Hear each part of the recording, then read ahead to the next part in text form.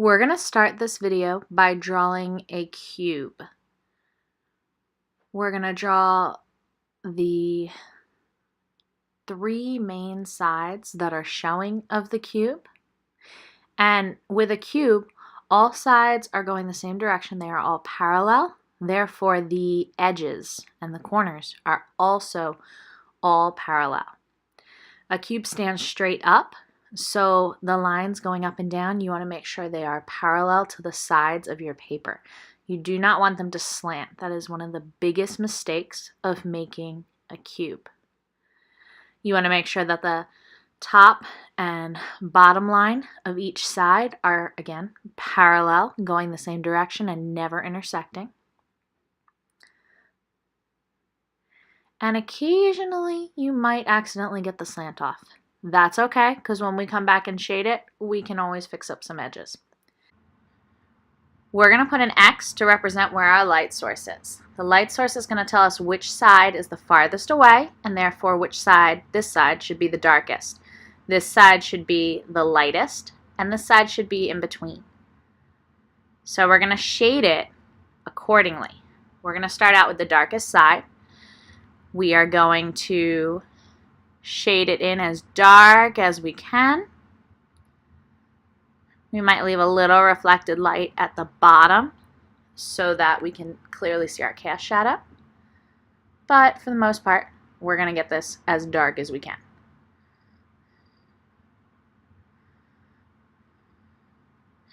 We're then going to go onto the next side. This side is slightly closer to the light, but not much. So it should be almost as dark as the other side.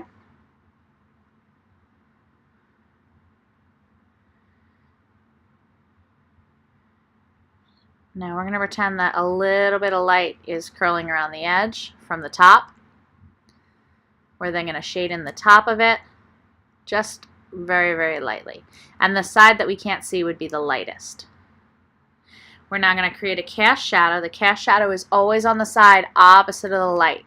We start out dark where it is touching the object, and we gradually get lighter and lighter and lighter until the shadow disappears.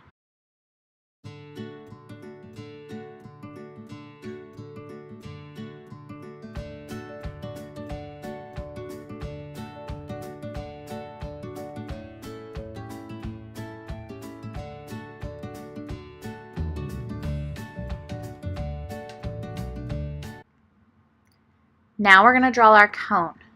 We're going to use the same light source we used for the cube, so our front edge will be the darkest. Now a cone is basically a triangle with a rounded bottom. We're not going to see the circle because the circle is lying flat on the ground, and this is not a see-through cone. We're going to start with our core shadow. This is the darkest part of the cone, and it can go straight down. The midtones are going to go on either side of the core shadow. They are going to slant down, so they are parallel with the sides. Whenever you are going up and down, you want to be parallel to the sides. Whenever you are going horizontal, you want to be parallel with the curve of the bottom. So you don't want to curve more than the bottom, and you don't want to curve less than the bottom. If you curve less than the bottom, your cone will appear flat. If you curve more than the bottom, it'll look like someone put a bunch of U's on your cone.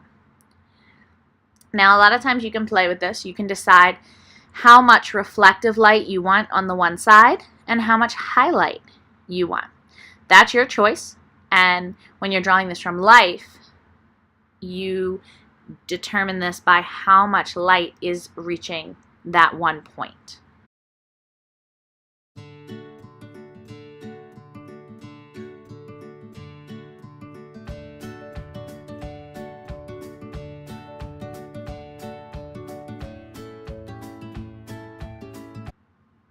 Now we're going to draw the cast shadow for the cone. Again, it is the farthest part from the light.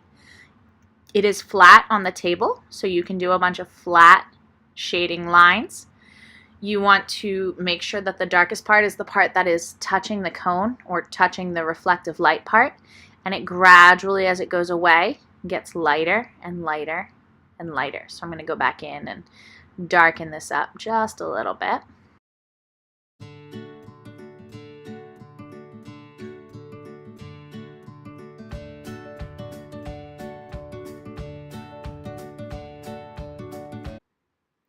We're going to draw a cylinder standing up. And this can be used to draw a can. This can be used to draw a Tootsie Roll standing up. You're going to start by drawing an oval. Then you're going to do 2 parallel lines down. When we're looking at a cup or a can, the sides look straight down. Now, just like you did with the cone, we cannot see the bottom, so you're going to do a rounded edge that is parallel to the oval you did at the top. Now to shade this, it's very similar to the cone. You do up and down lines, and you do rounded horizontal lines. We're going to use the same light source we did for the cone. So the top is going to be the brightest. We're going to have a core shadow, and we're going to have some midtones, some reflective light, and some highlights. So let's start by going straight down to do our core shadow. We're then going to add some midtones straight down on the side of that core shadow, and some reflective light and some highlights. You want to make sure you go all the way to the bottom and leave a little that's just white. Now you want to stay parallel to that curve just like you did with the cone. You don't want to get too curvy or it'll look like you have U's on your can, and you don't want to be too straight or your can will not create that rounded illusion. You want to leave a little bit of reflective light at the bottom, and you want to make sure you go all the way up. Your lines, your rounded lines, should be darkest where the core shadow is and lighter where the highlights and reflective light are.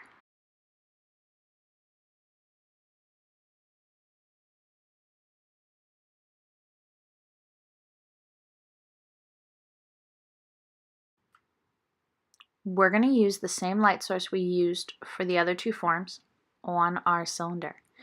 You're going to create an oval coming out from the cylinder in the opposite direction of your light source. You are going to start with the darkest part of the cast shadow touching your cylinder, and then you're going to gradually come out and get lighter and lighter and lighter until the shadow disappears.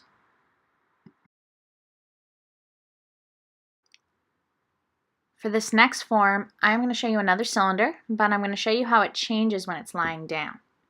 When it's lying down, we're going to start by drawing a circle, because you can see a circle when the cylinder is lying down. This is the front face of our cylinder, and then it's going to go back into the distance with, again, those 2 parallel lines.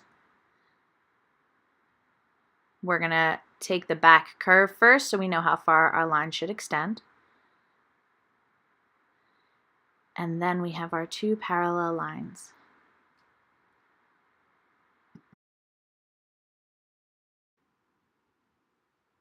We're going to use that same light source. We're going to shade in the face, and then we're going to shade in the side. I'm just going to shade this real light for now. We can always go back and shade it later. But the important part to remember is that the front is flat, but the side is not. Going vertically up and down, we can do straight lines.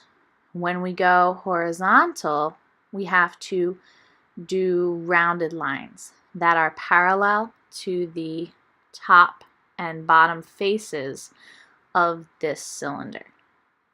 Now this can be used to create a log or I keep bringing up Tootsie Roll, I must have chocolate on the brain.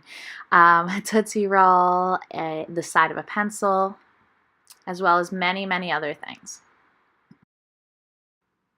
For our cast shadow, we are going to draw a rectangle coming out from this log, because that is the shape that would be cast. We're then going to follow the same thing we've been doing before, where the part that's touching the log is the darkest, and then it gradually gets lighter and lighter as it comes out. This shadow almost looks like a piece of paper unrolling from the cylinder.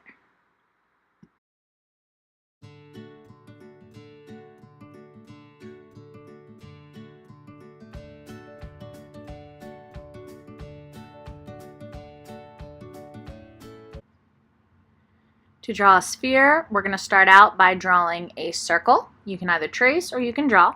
If you draw it, don't worry if it's not perfect. We can always fix the edges when we go back to shade it. Now for the shading part. Let's use a new light source. I think we've overused the last one a bit. So we're going to start with our core shadow. We're going to make this nice and dark, and it's going to follow the same curve as the outer edge.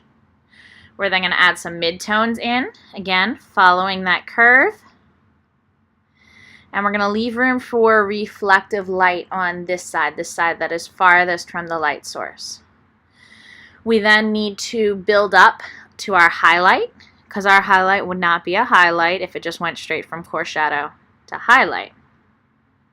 We can decide, depending on how extreme the light is, whether the highlight is bigger or smaller. We're going to keep going around in a circle and getting lighter and lighter and lighter until we hit that highlight. Again, depending on how much light you have will determine how big that white highlight should be.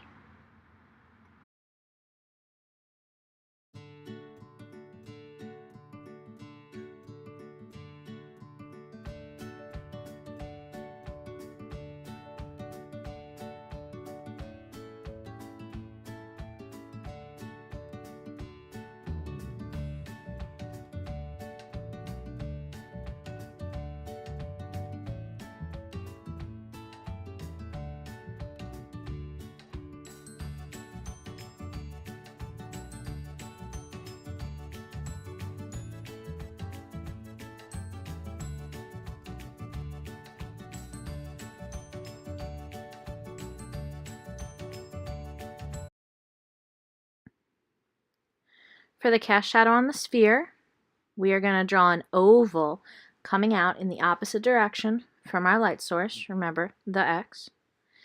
We're then going to follow our same method of shading really, really dark at the edge of our form, and then we're going to get lighter as we come away from it.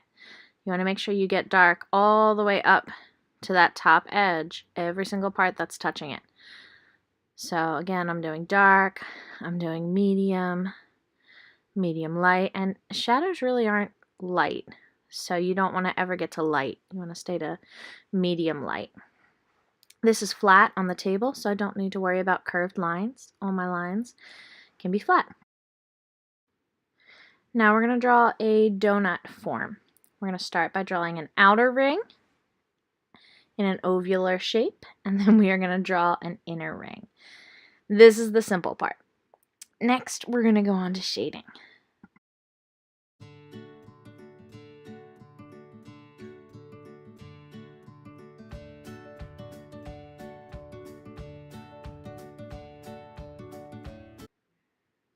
Now to shade it, you want to follow your light source, but you also want to remember how it is curving. It's going to curve slightly differently on the inner side, or the inner right side from the inner left side, and the outer right side to the outer left side.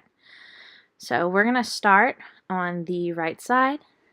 We're going to start with our core shadow, which will be close to the inner part, but somewhere on the top.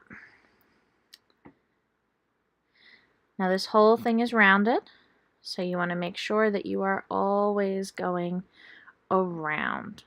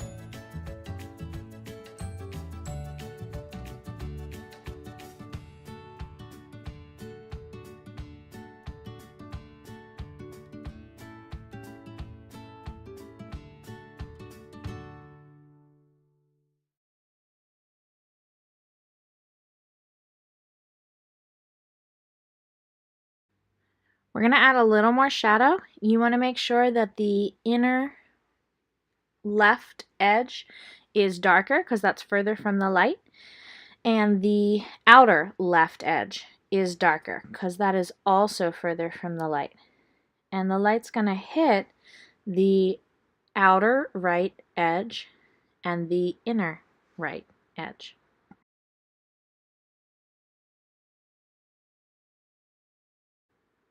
Now for our cast shadow, we're going to draw an oval around the outside, and then we're going to shade from dark to light right where our edge is. Again, if you left some reflective light, you'll be able to see your edge when you make this super, super dark.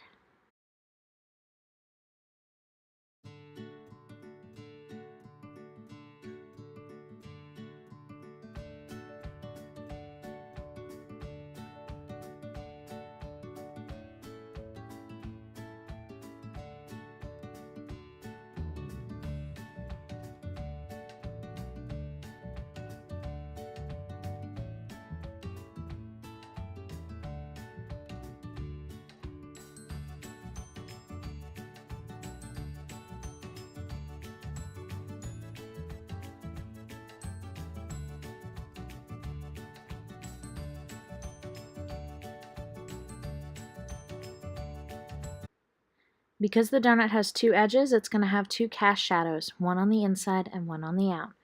So again, we're going to go from dark to light on this inner edge, this inner surface that is showing. And you want the darker part to be where the object, where it's touching the object, and where it is blocking the light.